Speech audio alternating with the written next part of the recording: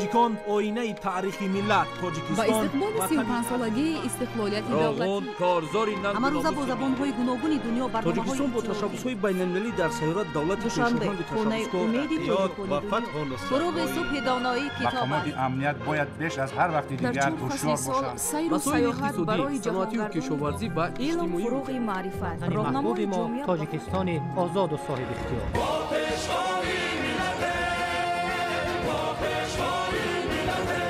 دوست باشید، اتفاق باشید، شکرانه همین دولت کنید، شکرانه همین سرزمین کنید، شکرانه کنید که چنین وطن عزیز و محبوب دارید.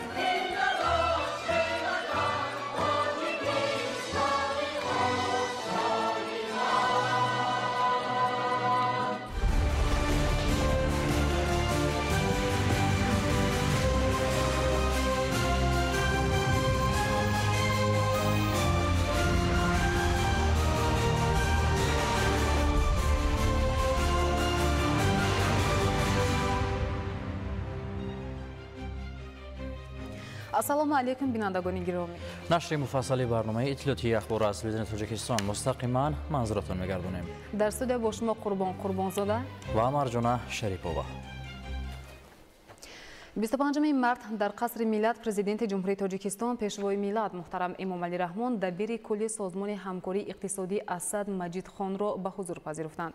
президенти кишвар муҳтарам эмомалӣ раҳмон иброз доштанд ки тоҷикистон узви фаъоли созмони ҳамкории иқтисодӣ мебошад ва тавсеяи ҳамкории гуногунҷанбаи судманд бо кишварҳои аъзои он мавриди таваҷҷӯҳи пайвастаи мо қарор дорад.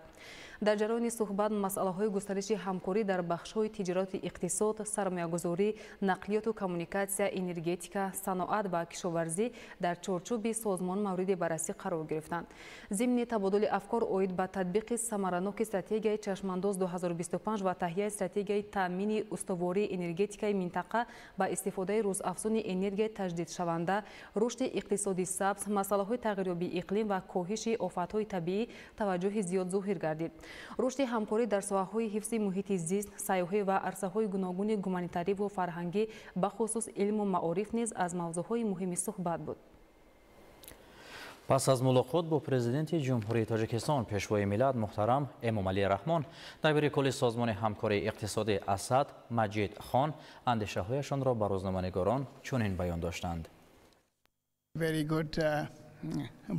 салому алайкум. мо имрӯз хеле вохӯрии музокироти пурсамар доштем бо ҷаноби олӣ президенти ҷумҳурии тоҷикистон муҳтарам эмомалӣ раҳмон ва ман фурсат пайдо кардам ки ба он кас иттилоъ диҳам бобати маърузаи кори мо ва афзалиятҳое ки созмони ҳамкории иқтисодӣ дар назди худ дар соли ҷорӣ соли 2025 гузоштааст ва инчунин нақшаҳои яъне мо бобати барпо намудани ҷаласаи навбатӣ яъне саммити 17-уми созмони мо ки ба нақша гирифта шудааст дар моҳи июл санаҳои сеюм ва чорум дар шаҳри Боку Озарбойҷон барпо гардад ва инчунин ман ба ҷониби ҷумҳурии тоҷикистон арзи сипос баён кардам бобати саҳми бевоситаи ин кишвар дар тақвият бахшидани ҳамкорӣ дар ҳошияи фаъолияти созмони ҳамкории иқтисодӣ.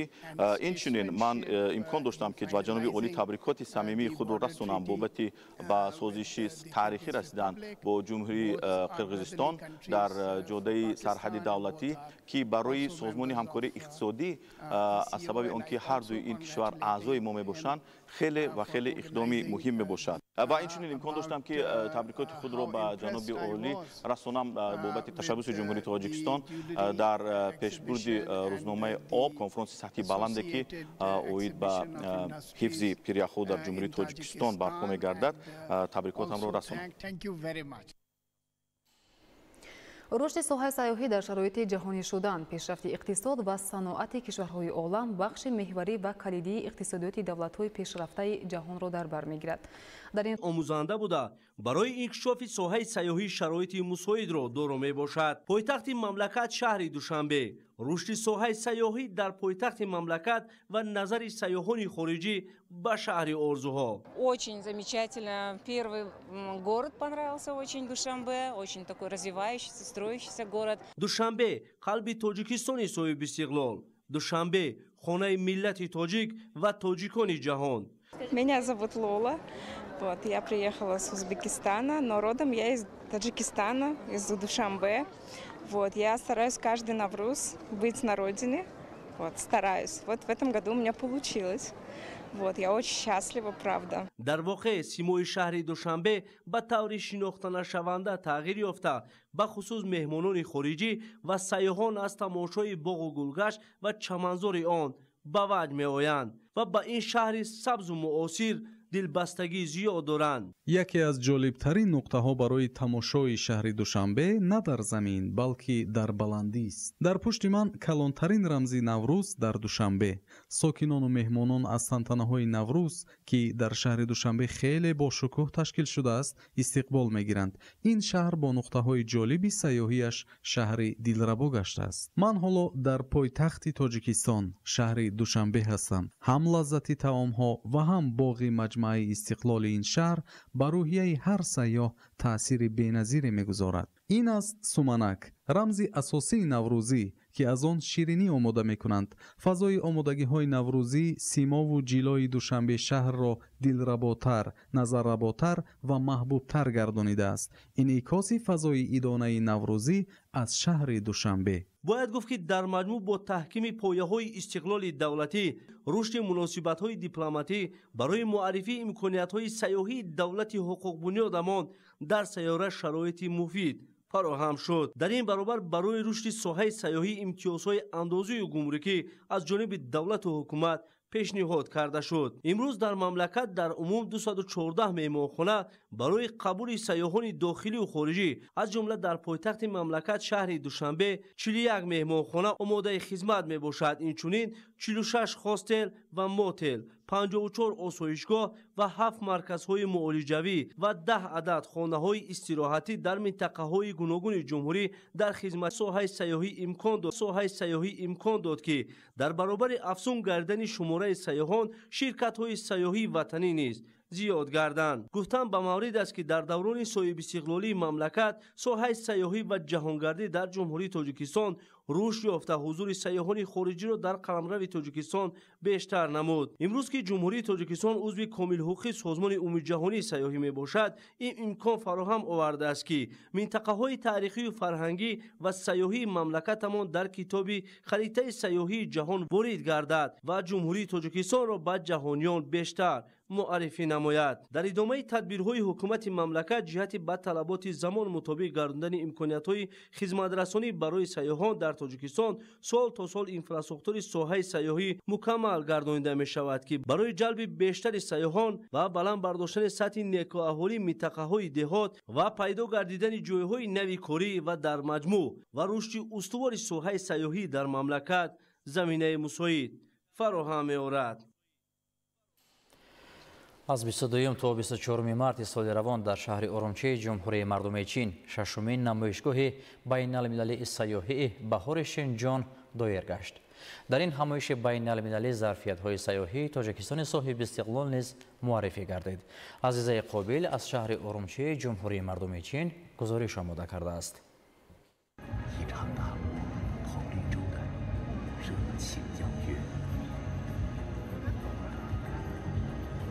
дар шашумин намоишгоҳи байналмилалии сайёҳии баҳори Шинҷон ки дар шаҳри Урумчии ҷумҳурии мардумии Чин доир шуд, намояндагони бахши сайёҳии 21 кишвари ҷаҳон аз ҷумла Тоҷикистони соҳибистиқлол, таъриху фарҳанг, рушди бахши сайёҳӣ ва дар маҷмӯъ тамоми имкониятҳои мавҷудбударо ба ҷаҳониён муаррифӣ сохтанд. бо дастгириҳои ҳукумати кишвар гӯшаи сайёҳии ҷумҳурии Тоҷикистон ташкил гардид ва аз ҷониби кумитаи рушди сайёҳӣ ва дигар ширкатҳои сайёҳии кишвар имконият ва иқтидорҳои сайёҳии кишвар муаррифӣ гарданд. Тоҷикистон сарзамини сайёҳӣ зери ин унвон таваҷҷӯҳи иштирокдорони ин чорабинии байналмилалиро гӯшаи Тоҷикистон ба худ ҷалб сохт. намояндагони кумитаи рушди сайёҳӣ назди ҳукумати ҷумҳурии Тоҷикистон ва ширкатҳои сайёҳии ватанӣ бо ҳамтоёни худ аз дигар кишварҳо талош намуданд ки бо тақвияти робитаҳо ҷалби сайёҳонро ба Тоҷикистон афзун гардонанд. дар ин намоишгоҳ Тоҷикистон низ ширкат варзида маконҳои тамошобобаш муаррифӣ гардид. мо бовар дорем ки баргузории чунин ҳамоишҳои сатҳи баланд робитаи кишварҳоро беҳтар мекунад. таъкид бояд шуд шумораи сайёҳоне ки дар соли 2024 Тоҷикистон омаданд ба 1,400,000 нафар расида, нисбат ба соли 2019 12% афзуд. тоҷикистон бо кӯҳҳои сар ба фалак ҳамчун сарзамини дорои боду ҳавои тоза, обҳои шифобахш, кӯлу дарёҳо, чашмаҳои мусаффо ва манзараҳои нотакрор писанди сайёҳон гардидааст. ҳадаф аст иштирок дар намоишгоҳи мазкур ин пеш аз ҳама муаррифии имконоту иқтидорҳои сайёҳии тоҷикистон, инчунин ҷалби бештари сайёҳон ба ҷумҳурии тоҷикистон мебошад. طبق ارزیابی‌های استراتژی رشد سیاحی در جمهوری تاجیکستان برای دوره تا سال 2030 یکی از سمت‌های اساسی این سیاحی کوهنوردی به حساب می‌رود. این است که ماه فوریه سال 2023 جمهوری تاجیکستان در شهر کوالالامپور مالزیا صاحب جایزه مملکت جالب‌ترین در آسیا برای سیاحت کوهنوردی گردید. مردم خطای با اون زیبایی‌های طبیعت دیار ما خیلی توجه خاص دارند. جمهوری تاجیکستان از 1 ینوری سال 2022 جهت جلب بیشتر سیاحان و سرمایه‌گذاران خارجی برای شهروندان 52 کشور خارجی اقدام یک طرفه واردشوی بدون روادی جاری نموده. اینچنین با این مقصد برای شهروندان 126 دولت خارجی پیشنهاد روادید تاجیکستان با ترتیب ساده کرده شده جاری گردیده است.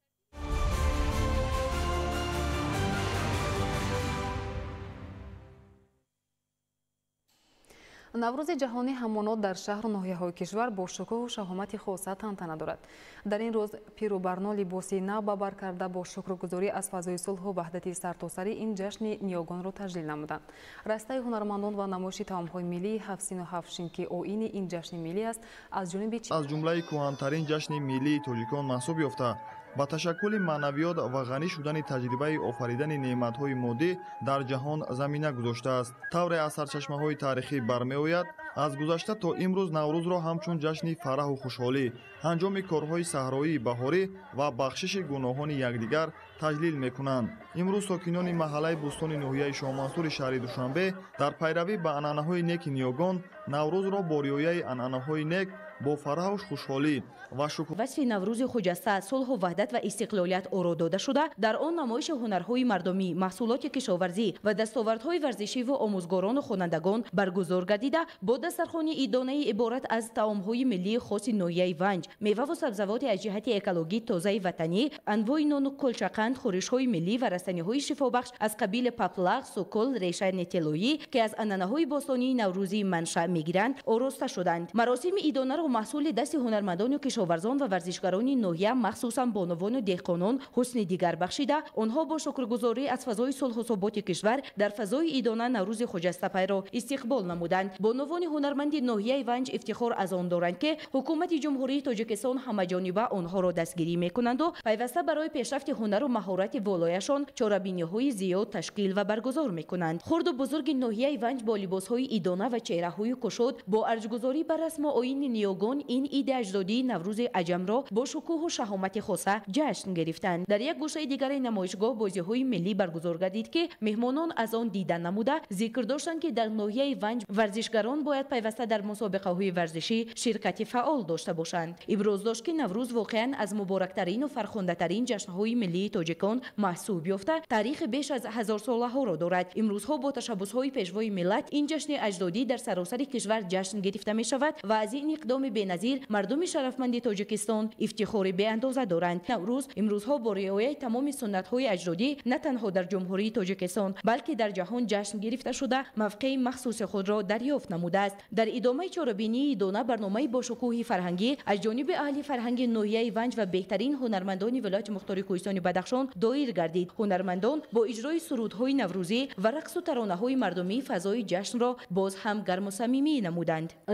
ин ҷашни бостонӣ як рукни муҳими худшиносии миллӣ, василаи пайвастанӣ намудани наслиҳо, эёи расму суннатҳои ниёгон аст. наврӯз тамаддунгари зебоӣ, меҳру муҳаббат ба табиат ва ҳифзи он дар рамзи дӯст доштан ва расидан ба қадри зиндагӣ мебошад. баъди тамошои маҳсулоти дастӣ ва суҳбату мулоқот бо сокинони сарбаланди ноҳияи Рӯшон, намояндаи ҷумҳурии Тоҷикистон тамоми бошандагони ноҳияи Рӯшонро бо наврӯзи аҷам табрик намуда изҳор карданд ки наврӯз барои мардуми мо на танҳо хушиву шодмонӣ бо арифашон дастболо гардида ғолиби мусобиқа дониста шуда. наврӯз яке аз ҷашнҳои қадимаи миллати тоҷик аст ки дар асоси ғояҳои башардӯстона, созандагию ободкорӣ, инсондӯстӣ, некию накӯкорӣ ва шукргузорӣ аз неъматҳои табиат таҷлил карда мешавад.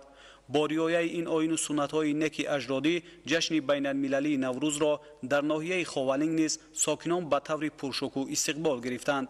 در دایره تدبیرهای جشنی برای تحکیم حس افتخار ملی و خویشتن‌شناسی، احیا و رشد هنرهای مردمی، انعکاس آیین‌های این جشن باستانی و معرفی دستاوردهای ساحه‌های خواجگی خلق، گوشه نمایشگاه تشکیل کرده شد که در آن اهل زحمت و هنرمندان جماعت‌های دهات، کارمندان تشکیلات و مؤسسه، جوان دختران و بانوان نمونه هنر و مهارت و محصول مهنت خود را به نمایش گذاشتند.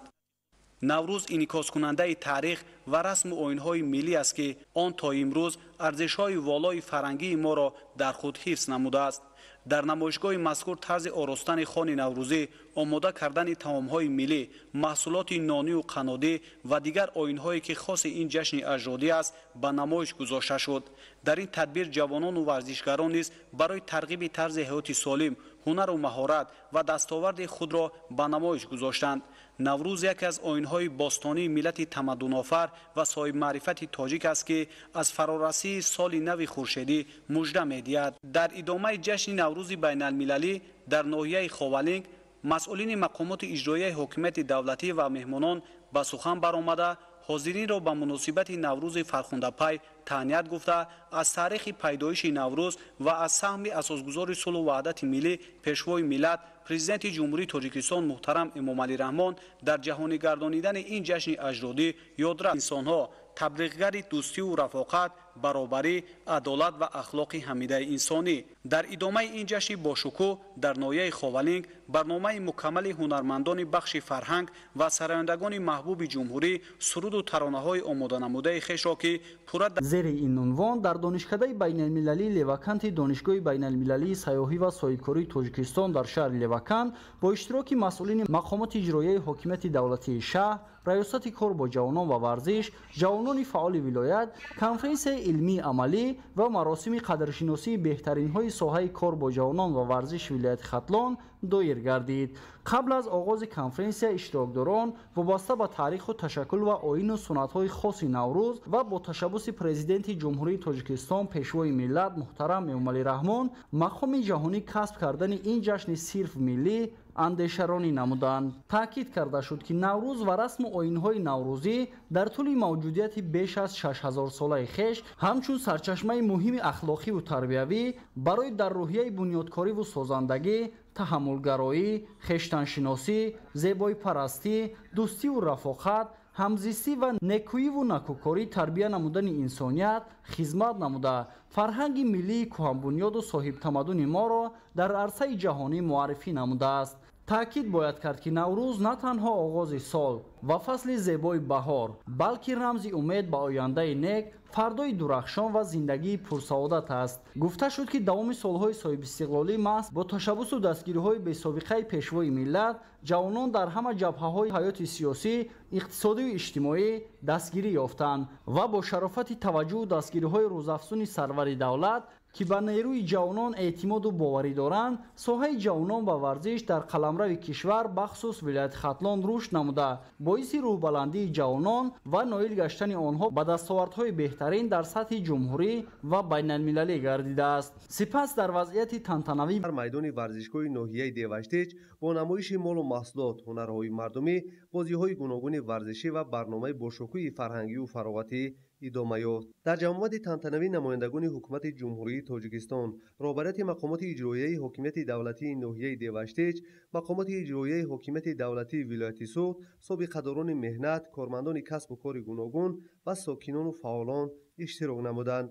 در آغاز چهاربینی نمایش مال و محصولات کشاورزی، دستاوردهای اهل جماعت دهات، تشکیلات و مؤسسه‌های ناحیه، عنعنه‌های نیک نوروزی، طعام‌های ملی و بازی‌های ملی ورزشی به نمایش گذاشته شد. نمایندگان حکومت جمهوری تاجیکستان، مقامات اجرایی حکومت دولتی ولایت سوت تمام ساکنان و مهمانان را به این روز فرخنده مبارکباد گفته تاکید نمودند که نوروز نه تنها آغاز سال و فصل زیبای بهار بلکه رمز امید به آینده نیک، فردای درخشان و زندگی پرسعادت است. در پرتو سیاست خردمندانه پیشوای ملت محترم امامعلی رحمان، تاجیکستان بی‌اشتعاص سال به سال آباد و شکوفان گردیده ноҳияи девашти низ дар самти рушди иқтисодӣ иҷтимоӣ ва фарҳангӣ қадамҳои устувор мегузорад.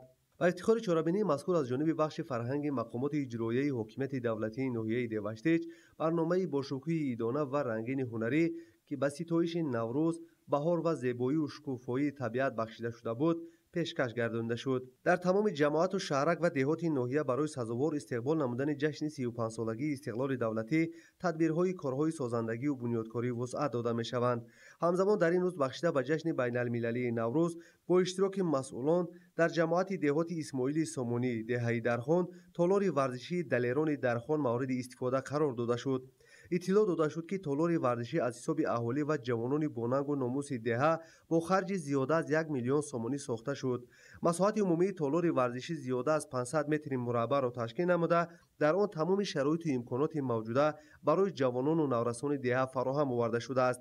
این تدبیر مهم امکان فراهم می‌آورد که جوانان و نورسان در روحیه خویشتن‌شناسی و وطن‌دوستی تربیت یافته در چنین تالارهای ورزشی مشق و تمرین نموده در مسابقه‌های بین‌المللی اشتراک نمایند. باید گفت که برای رشد و پیشرفت و آبادانی دیار در برابر حکومت جمهوری تاجیکستان و مقامات اجرایی حکومت دولتی ناحیه سهم صاحبکاران و ساکنان ناحیه نیز نظررس میباشد. در این روند کل ساکنان دهه‌های جماعت دهات مجون از جمله صاحبکاران محلی شخصان سخاوت پیشه در کارهای آبادانی و بنیادکاری سهم مناسب گذاشته برای آباد و زیبا نمودن محلی زیست خود سهم ارزنده گذاشته ایستادند. از جمله در دایره کارهای آبادانی در دهه استقلال یک پل ماشینگذر مورد استفاده قرار داده شد. پل مذکور با مبلغ زیاده از 2 میلیون سامانی از جانب ساکنان ساخته شده درازی آن زیاده از 25 متر را در بر میگیرد و رفت آمد ساکنان را با شاهراهای دوشنبه، خوجند، بوستان، چناق میپیوندد. این عمل دستجمعانه مشکلات چندین ساله ساکنان دهه مذکور را آسان نمود. در دهه لاله‌زار جماعت دهات یختن باشد برای بنیاد مؤسسه تحصیلات تا مکتبی با اشتراک ساکنان دهه سنگ اساس گذاشته شد. مؤسسه مذکور از 2 آشانه عبارت بوده با خرج زیاده از 2 میلیون 800 هزار سامانی برای 200 کودک ساخته می شود.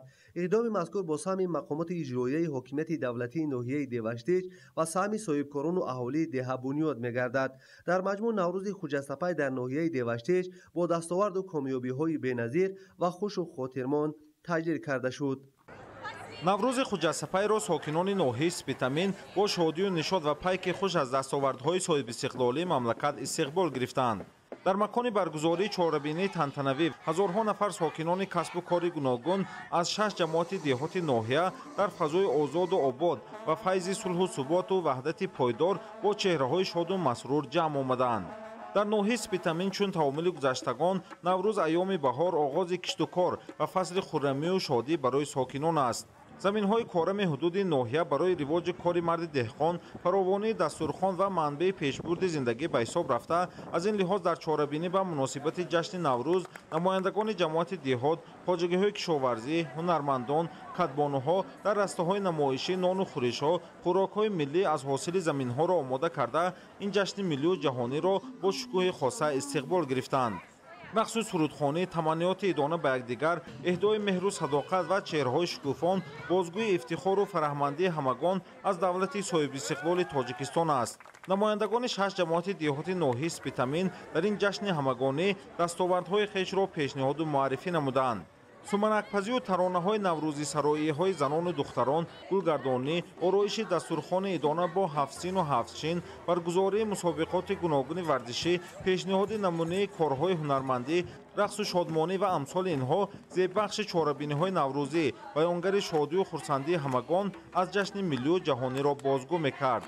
дар чорабинии идона намояндаи ҳукумати ҷумҳурии Тоҷикистон зимни шодбошии сокинон аз асолату бузургӣ ва оинҳои неки ҷашни ҳамагонӣ ёдовар шуда таъкид доштанд ки ҳукумати ҷумҳурии Тоҷикистон таҳти роҳбарии президенти ҷумҳурии Тоҷикистон пешвои миллат муҳтарам Эмомалӣ Раҳмон бо ба даст овардани соҳибистиқлолии мамлакат ва ҳифзи фарҳангу арзишҳои миллӣ ки ҳадафи он сарҷамъию муттаҳидӣ, тарғиби инсондӯстӣ ва раҳнамо ба зиндагии шоиста аст, таваҷҷӯҳи хоса зоҳир намуданд.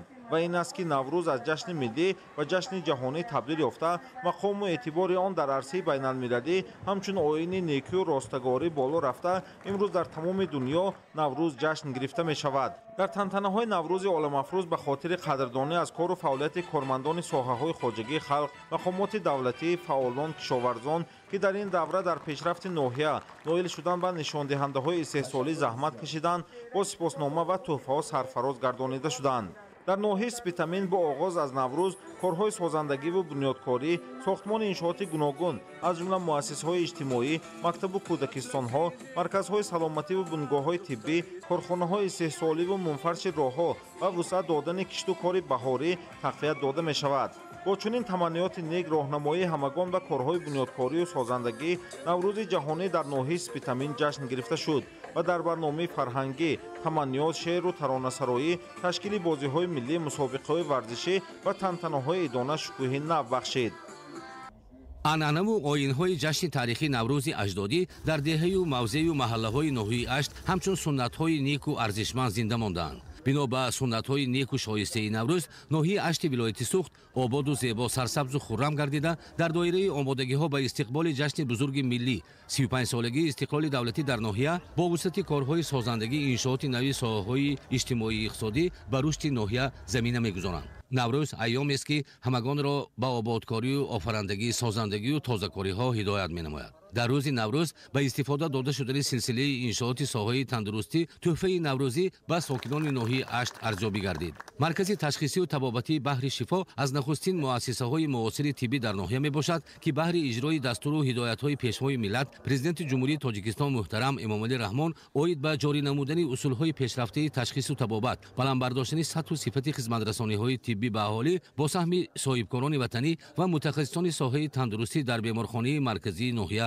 таъсис ёфтааст. филиали маркази ташхисию табобатии Баҳри Шифо ҳамчун навгонии Наврӯзӣ бо иштироки намояндагони ҳукумати ҷумҳурӣ, маҷлиси намояндагони маҷлиси олӣ, мақомоти иҷроии ҳокимияти давлатии маҳаллӣ, кормандону собиқадорони соҳаи тандурустӣ ва аҳли ҷомеаи ноҳия ифтитоҳ ёфт. дар маркази нави беморхонаи Баҳри Шифо барои қабули беморон ташхис, муолиҷа, ҷарроҳӣ, бистаринамоӣ ҳамаи шароитҳои меъёрӣ тибқи талаботи тибби санитарӣ муҳайё карда шудааст. маркази Баҳри Шифо дар муддати кӯтоҳи фаъолият дар ташхис, табобат ва эндоҷарроҳиҳои дилу рагҳо шинохта шудааст. бо вориду истифодаи дастгоҳи муосири ташхисии томографи компютерӣ талаботи ниёзмандон сокинони ноҳияи Ашт қонеъ барои дар сатҳи меъёрҳои пешрафта ташкилу гузарондани ташхису муоинаҳои узвҳои бадан имкон фароҳам омад. таъсису фаъолияти филиали маркази ташхисию табобатии Баҳри Шифо дар ноҳияи Ашт, татбиқи амалии сиёсати давлатӣ, иҷрои барномаҳои ҳукумати ҷумҳурии Тоҷикистон дар сатҳи замонавӣ ташкил намудани ташхису табобат, ҷарроҳиҳо, усулҳои муосир, дастрасии аҳолии деҳот ба хизматрасониҳои пешрафтии тиббӣ мебошад. дар арафа ва рӯзҳои Наврӯз ҳамчунин дар соҳаи тандурустии деҳоти ноҳияи Ашт дигар иншооти нави соҳа мавриди истифода қарор гирифтанд. беморхонаи сироятии минтақавӣ дар ҷамоати деҳоти Ориён, таъмини оби нӯшокӣ бо сохтани чоҳи амудӣ дар шӯъбаи дуюми ҷарроҳӣ дар шаҳраки Дӯстӣ, шӯъбаи таваллуд бо муҷаҳҳазгардонӣ бо таҷҳизоти замонавӣ дар деҳаи бободархони ҷамоати деҳоти Понғоз аз чунин навгониҳои наврӯзӣ мебошанд ва ба беҳтар намудани хизматрасониҳои тиббӣ дар деҳоти ноҳияи Ашт мусоидат менамоянд. сокинони ноҳияи Ашти вилояти Суғд бо ҳамин гуна навгониҳо дар фазои ободу шукуфо бо ифтихору шукргузории рӯҳии фараҳу шодӣ Наврӯзи фарруху фархундаро истиқбол намуданд ва ҳама суннату оинҳои Наврӯз дар Наврӯзгоҳи ноҳияи Ашт инкосу ифода ёфтанд. наврӯзиҳои аҳли ноҳияи Ашт собитгари он аст ки ҳамагон дарк намуданд ки бо ҷашни ҷаҳонӣ эълон шуданаш масъулияти рисолати соҳибони Наврӯз аст ки тамоми суннатҳои қадимии онро дубора эҳё намоянд ва ба онҳо маънии тоза бахшанд, зеро арзишҳои ахлоқию маънавӣ ва ҳикмату оинҳою суннатҳои Наврӯз бузургу нодиранд ва ба тамаддуну фарҳанги Наврӯз аз ҳарвақта дида ҷомеаи ҷаҳон низ ниёзи бештар дорад.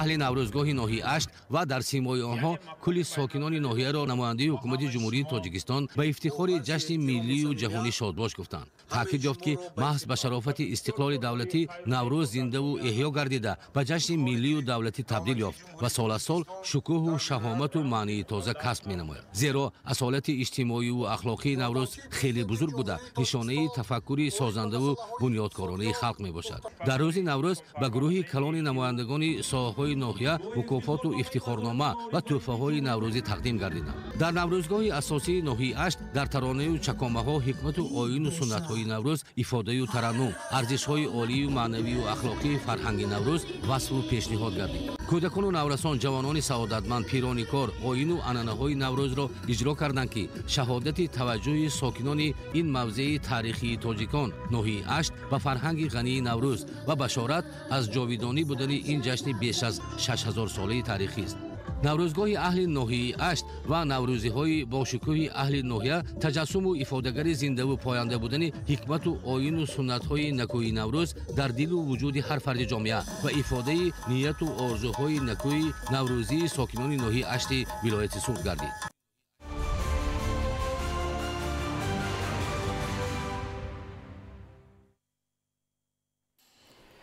дар рӯзҳои таҷлили ҷашни байналмилалии Наврӯз ва бо истифода аз ҳавои мусоид кишоварзони шаҳри Конибодом ба кишти чигит оғоз карданд. хоҷагидорон тасмим доранд имсол масоҳати кишти пахтаро васеъ намуда ҳосили дилхоҳ ба даст биёранд. гузориши Собир Айюбӣ ва Саҳбон Қурбонов.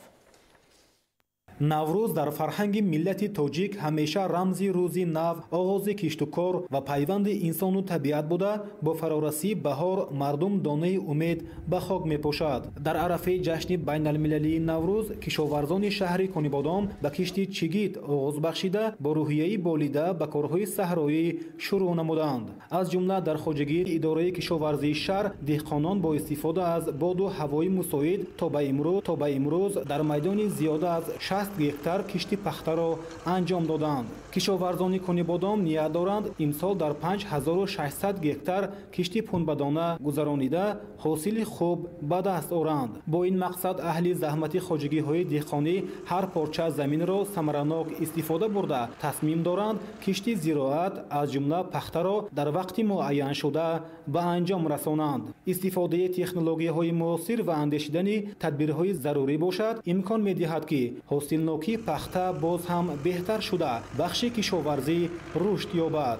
Собир Айюбӣ, Саҳбон Қурбонов, шаҳри Конибодом, Ахбор.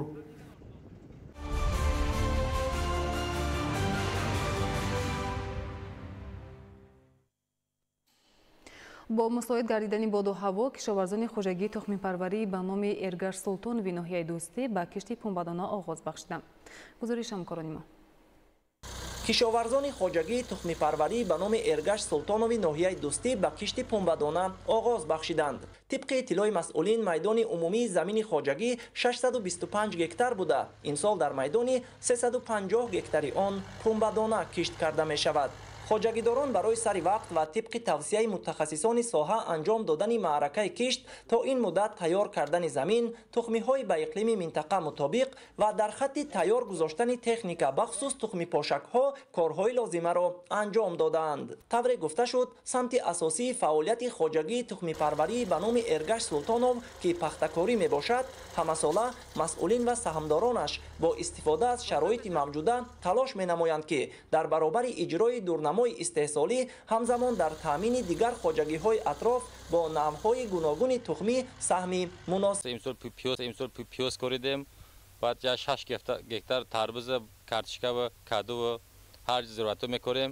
ами пиёза мо рӯзои наздикда чинда бо бозори ҷумҳурӣ таъмин мекунем.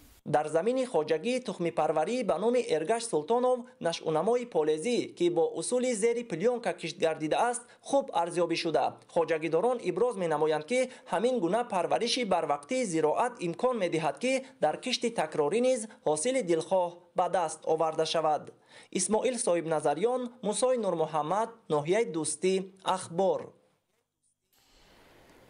дар ноҳияи Хурусон ҷиҳати татбиқи барномаи давлатӣ оид ба кабуди зӯркунии ҷумҳурии Тоҷикистон барои давраи то соли 2040 корҳои сабзкорӣ бо суръат ва ҳавсалаи тоза ҷараён дорад.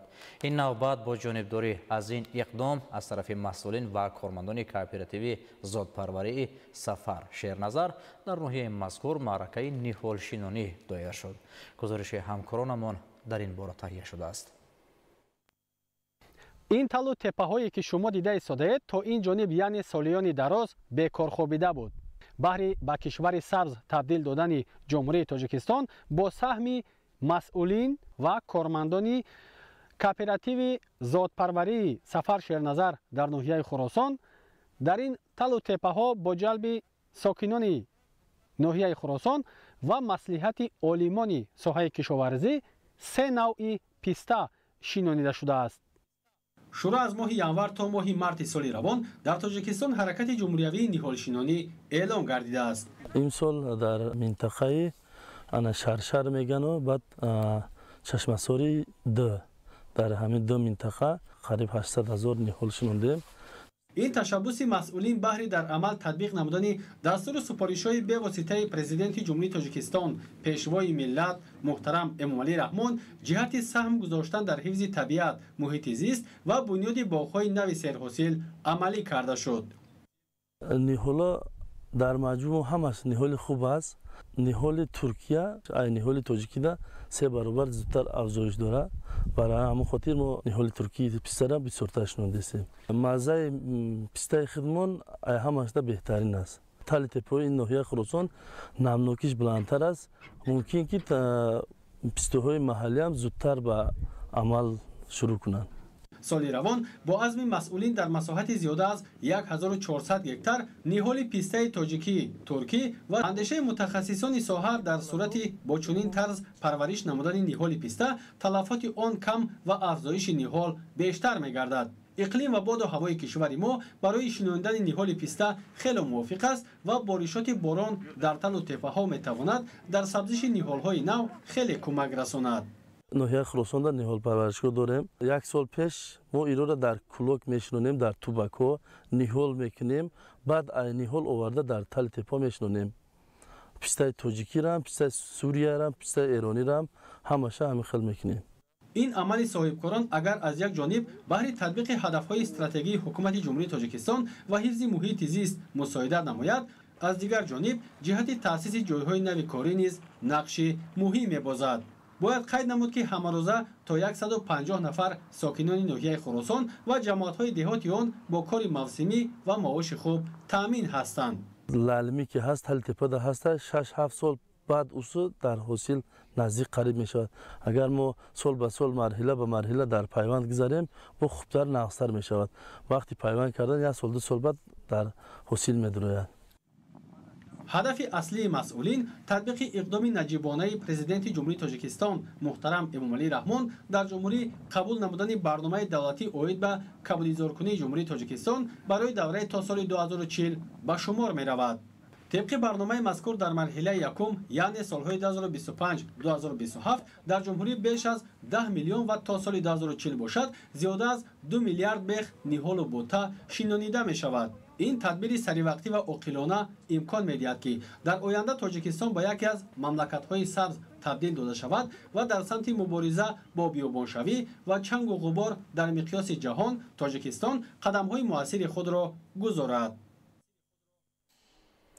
باغداران مملکت برای بلند برداشتن محصول نوکی بخو از تمام امکانات استفاده می‌کنند تا از ثمره مهنت نتیجه دیدخواه به دست آورند. باغداران ناحیه جیهان سال از سال میدان باغ‌های صادراتی را وسیع‌تر نموده از استحصال میوه‌های از لحاظ اکولوژی تازه وطنی فایده صاف به دست می‌آورند. گزارش گلچهره ستار در این خصوص. برای بلند برداشتن محصول نوکی باغ‌ها کشاورزان را می‌باید از تمام امکان و چاره‌بینی‌های اگرتکنیکای پرورش استفاده برند. سهمداران خواجگی‌های دهقانی ناحیه جیهان در برابر استحصال سریوقتی سبزیجات و پالزی، نخست، آلو و شفتالوی این منطقه اقلیمش گرم را پیشنهاد خریدار نموده در فراوانی بازارهای استعمالی با میوه‌های شهدبار سهم می‌گذارند. اقلیم ناحیه جیهان برای بنیاد و پرورش باغ‌هایی که میوه‌شان به صادرات نگرانیده شده است خیلی موافق است. خواجگیداران از 1622 گکتار باغ‌های میوه دهنده می توانند حاصل فراوانی آلو و شفتالو به دست آورده در برابر تامین بازارهای استعمالی میوه‌های شهدبار این دیار آفتابی را به خارج مملکت نیز صادرات نمایند.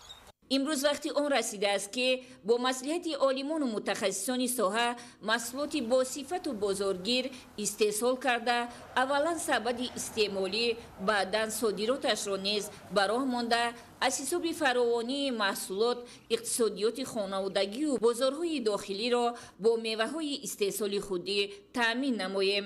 در میدان قریب 40 هکتار زمین‌های خوجگی دهقانی ما که با نهالان شفتال و نهال اول و نهال‌های زردآلو پرورش کرده میشوند. این نمودی میوه حاصل فراوان میدهند. هر ساله از جماعت دیهاتی و عادت ملی 1.5 تا 2000 میوه ها به خارج کشور صادرات کرده میشوند. نشرنمای باغ‌های آلو و شفتالو بازگوی آن است که امسال کشاورزان ناحیه برای بلند برداشتن محصولناکی در فصل تیر ماه و زمستان کارکرد و غذادهی درختان را با رعایت معیارهای پیش بینی شده گذرانیدند و از ثمر زحمت امید زیاد دارند. اگر موافق معلومات آماری در مقیاس جمهوری به حساب میانه از هر یک هکتار باغداران 5 تن حاصل به دست دارند، کشاورزان با تجربه این ناحیه از 1 هکتار بخشیده شد.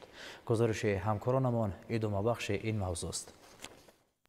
بخشیده به استقبال جشن نوروز بین الخلقی و عملیگردانی برنامه دولتی کابلیزارکنی جمهوری تاجیکستان برای دوره تا سال 2040 با تشبث مقامات اجرایی حکومت دولتی ناحیه شهرستان و شعبه کشاورزی ناحیه در دو کنار شاهراه بین المللی دوشنبه شهرستان خوجند چناق خیابان و گلگشت‌ها نزد کارخانه و مؤسسه‌های دولتی بیش از 1000 بیخ نهالان همیشه سبز و آرایشی شینانیده شد. در معرکه نهال شینانی مسئولین و کارمندان تشکیلات و مؤسسه‌های سمت اقتصادی و اجتماعی، معارف و تندرستی، فرهنگ و ورزش، ساکنان دو جماعت دهات، کمیته محله‌ها و سهامداران خوجگی دهقانی و حشر عمومی نهالان میوه‌دهنده آرایشی و سایه‌افکن برآمده بابت مبادل گردانیدن ناحیه شهرستان به دیار همیشه سبز جهد و تلاش می‌نمایند. صدها نفر خواهشمندان در حشر عمومی نهالشینانی شرکت ورزیده خیابان و گلگشت‌ها، اطراف کارخانه و مؤسسه‌های دولتی و دو کنار راه بین المللی را سبز و چمنستان گردانیدند. قید گردید که هدف از گذراندن معرکه مذکور پیش از همه سرسبزگردانی دیار خویش، تبدیل دادن تاجیکستان به کشور سبز، پیشگیری افلاس‌شوی هوای اتمسفر و کاهش دادن گازهای گلخانه‌ای معنیداد می‌گردد. باعث ذکر است که تا امروز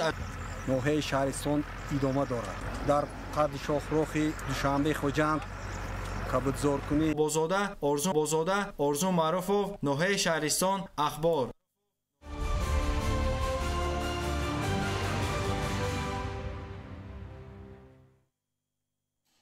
خوجگی یاریرسانی زادپروری هیستوری ناحیه فرخار سالهای زیاد این جانب در پرورش و افزایش‌دهی گوسفندان خوشزاد و پرمحصول سهم ارزنده دارد.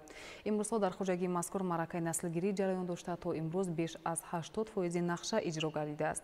روند خوبی نسلگیری در خوجگی ثابت می‌نماید که زحمت و نگاه‌بین چارواپروران امسال ثمره بیشتر داده ایستاده است. همکاران ما از ناحیه فرخار گزارش می‌دهند. در شرایط جمهوری تاجیکستان برابر دیگر بخش‌های ساحه کشاورزی به سمت چاروداری نیز دقت ضروری روانه می‌گردد، زیرا آن یکی از سمت‌های سردرآمد به حساب می‌رود. امروز برای به دست آوردن فایده بیشتر در خوجگی‌های چارواپرور نوع‌های خوشزاد چاروا دسترس می‌باشد. در خوجگی یاریرسانی زادپروری حصار واقع در ناحیه فرخار چاروای اساسی زادهای حصاری پرورش کرده می‌شوند. طور اطلاع داده شد خوجگی مذکور طی سال‌های زیادی فعالیت در پرورش و افزایش‌دهی گوسفندان خوشزاد و محصول حصه چشمرس دارد. ذات گوسفند حصاری نسبت به گوسفندای محلی از صفت، از نسلش، وزنش خیلی برتری دارد. طبق اطلاع مسئولان عین حال در خوجگی سرشمار مال میده ذات حصاری به 11700 رسیده 5500 سری آن را مشت یا خود زایان تشکیل میدهند. امروزها معرکه نسلگیری در این خوجگی ذاتپروری با مرام ادامه داشته ثمره زحمت و نگاه‌بینی روزمره خوجگی داران نسبت سالهای قبلی خوب مشاهده می‌گردد. از اول ماه مارس همین سال معرکه نسلگیری آغاز شده، در وقت نسل گرفتن متخصصگیری کنیم. متخصصان ساحه رشد ساحه زادپروری و خوشزادکنی چاروا را بابت افزون نمودن سرشمار چاروا، محصولناکی آن، زیاد نمودن حجم استحصال محصولات گوشتی و عامل‌های رسیدن به یکی از 4 هدف استراتژیک مملکت، تامین امنیت عضوخواری، ارزیابی نمودن سرشمار چاروا در خوجگی یاریرسانی زادپروری حصار ناحیه فرخار، ذخیره خوراک چاروا بر زیاد تامین گردیده بود. خوجگی دارای 22000 هکتار زمین چراگاه میباشد. فقط زمستانه است. زمستان ما خیلی اندک طولانی اومد. برفای زیاد شد. خنکی بسیار شد و خیلی ذخیره‌مون خوب بود. از طرف خود آگنتی کنسنترات خوراک چهاربو سر وقت تامین کرده شد. امشام دوروش هم سر وقت تامین کرده شد. اطلاع داده شد که در نزد خواجگی یاریرسانی زودپروری حصار آگنتی تامینات اول مخصوصی نزد حکومت جمهوری تاجیکستان واقع در ناحیه فرخار 850 گکتار زمین کشت شونده موجود است که برای خوراک چهاربو، یونچقه، جو، اینچنین غله‌دانگی، نخود، نسک، زغیر کشت کرده شده است. زحمت صافدلانه و دریافت منفعت بیشتر اقتصادی و رسیدن به نشاندادهای نظررسی 3 ساله هوسمندی خواجگیداران را بجهت افزون نمودن مجموع محصولات کشاورزی و سهامگذاری در تامین امنیت عضوقواره مملکت سال از سال دوچند نموده ایستاده است. انور سیدعلیزاده، سیحامیدی شریف، ناحیه فرخار، اخبار.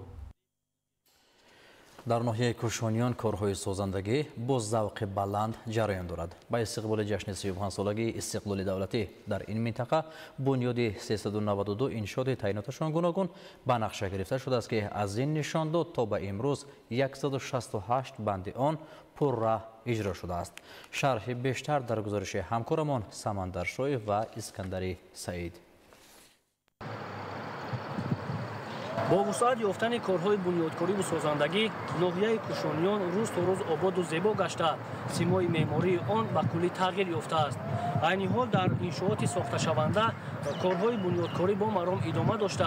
ساکنان مقصد دارند جشن باشکوه ملی 35 سالگی استقلالیت دولتی جمهوری تاجیکستان را با دستاوردهای نظررس استقبال نمایند.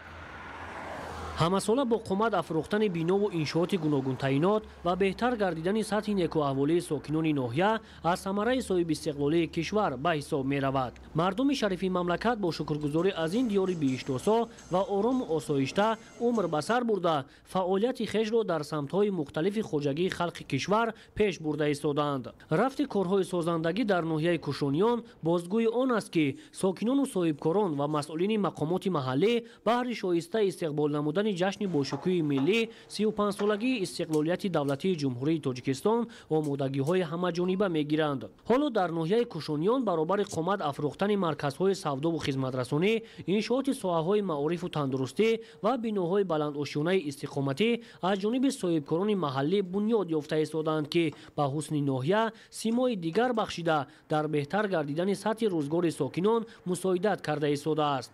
با خاطر سزاوار استقبال گرفتن جشن استقلالیت دولتی از جانب صاحبکار دولت دلشاد انشاءات استقامتی ده‌هاشانه بنیاد کرده شده ایستاده است. ما ساختمانچیان کوشش کرده ایستاده ایم که تا جشن 35 سالگی استقلالیت دولتی جمهوری تاجیکستان انشاءات را پرراه به استفاده دهیم.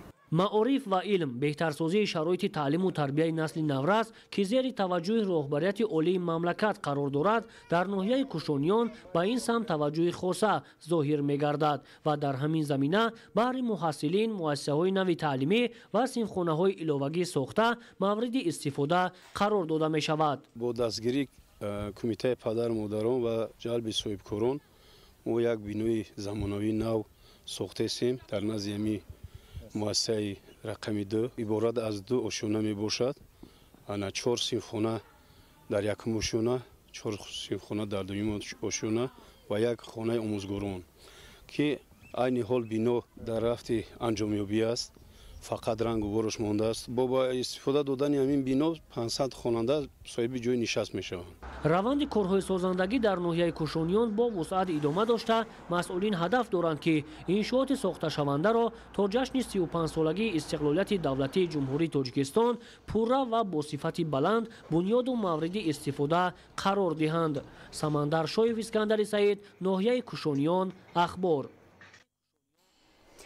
در قصر فرهنگی به نام اولین بابویی شهر پنجکند شورای هماهنگسازی مقامات حفظ حقوق شهر برگزار گردید که در آن رفت اجرای استراتژی مقاومت با اکستریمیسم و تروریسم در جمهوری تاجیکستان برای سالهای 2021-2025 بررسی گردید. دلیری بازار و خیوم جورایف از شهر پنجکند گزارش می‌دهند. رفت اجرای استراتژی مقاومت با اکستریمیسم و تروریسم در جمهوری تاجیکستان برای سالهای 2021-2025 در جلسه وسیع شورای هماهنگسازی مقامات حفظ حقوق شهر پنجکند با اشتراک دایره وسیع فعالان شهر، رهبران کارخانه‌های مؤسسه‌ها، سروران مؤسسه‌های تعلیمی رئیسان جماعت‌های دهات و جوانان بانوان مورد بررسی قرار گرفت. در افتتاح جلسه توجه حاضرین بر رفت اجرای نشاندادهای استراتژی مذکور، مشکلاتی که در این سمت جای دارند و وظیفه‌های جهت اجرای آن جلب گردید. ضمن شنیدن نتیجه‌های سنجش مقامات پروکراتوره و شعبه کارهای داخلی اوید به اجرای طلبات استراتژی مقاومت با اکستریمیسم و تروریسم در جمهوری تاجیکستان برای سال‌های 2021-2025 در تشکیلات و مؤسسه‌های شهر از جمله گفته شد که هنوز حادثه‌های گرایش به عقاید اکستریمیستی و تروریستی افراطگرای دینی در شهر پنجکند به مشاهده می‌رسد و عین حال تاکید شد که به اجرای وظیفه‌هایی که در استراتژی مقاومت با اکستریمیسم و تروریسم در جمهوری تاجیکستان برای سال‌های 2021-2025 معین کرده شدند باید در هر تشکیلات و مؤسسه، جامعه مهنتی، جماعت‌های دهات، محله‌های شهر و هر عائله به خاطر امین داشتن جامعه از این خطر، تربیت نسل خودشناس و وطندوست و با معرفت، حفظ منافع ملت و دولت با کمال مسئولیت مناسبت نمایند. دلیری بازار، خیام جورایف، شهر پنجکند، اخبار.